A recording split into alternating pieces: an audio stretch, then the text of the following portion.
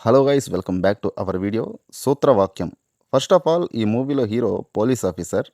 But ఇందులో పిల్లలకి tuition చెప్తుంటాడు. మ్యాథ్స్ టీచర్ ఆయన. మ్యాథ్స్‌లో సూత్రాలుంటాయి కాబట్టి ఈ మూవీ పేరు గూడా సూత్రవాక్యం అని పెట్టారేమో మరి.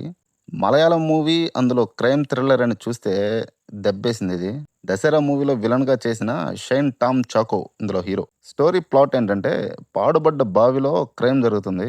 దానికి ఆ స్కూల్ పిల్లాడికున్న సంబంధం, దానిపైన ఇన్వెస్టిగేషన్ ఇందులో ఉంటుంది. మామూలుగా కొన్ని సినిమాల్లో ఫస్ట్ 20, 30 మినిట్స్ సినిమాలో ఇన్వాల్వ్ కావడానికి కొంచెం టైం పడుతుంది. ఇందులో గూడా అలానే టైం తీసుకున్నారు.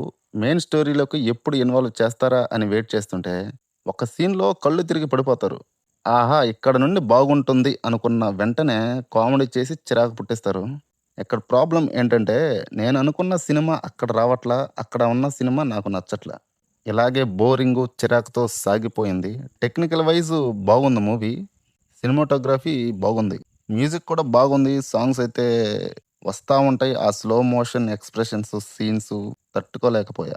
ఇందులో ఒక స్కూల్ పిల్లాడుంటాడు. పెర్ఫార్మన్స్ సూపర్‌గా చేశాడు. భయపడే సీన్స్‌లో అయితే చాలా బాగా చేశాడు.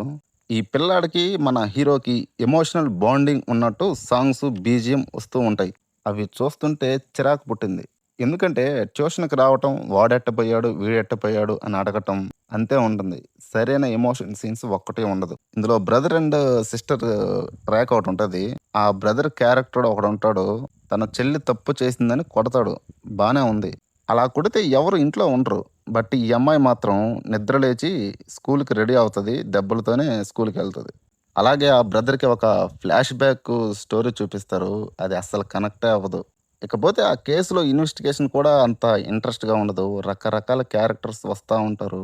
అదంతా పెద్ద ఇంట్రెస్ట్‌గానే లేదు. ఇంకా యాక్టర్స్ పెర్ఫార్మన్స్ విషయానికి వస్తే, షైన్ టామ్ చాకో ఈయన్ని విలన్ రోల్‌లో చూసి చూసి ఇందులో ఒక మంచి బాలుడులా కనిపిస్తాడు.